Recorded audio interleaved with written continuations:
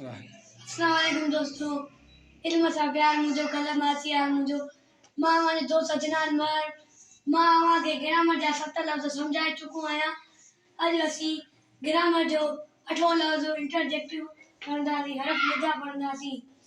हरफ निदा छा आहे? हरफ निदा छा आहे? हरफ निदा जी माना आहे सॾु करणु, जुमिले खां अलॻि करणु।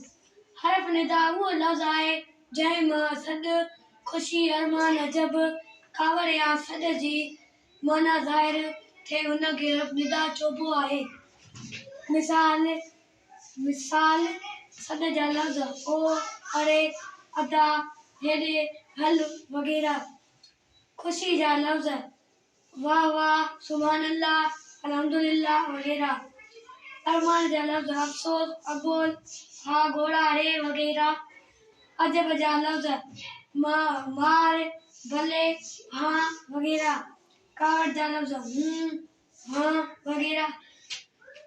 हरफ निदा जी लफ़्ज़ निशानी ज़रूर आहे, ज़ाहिर करे थी।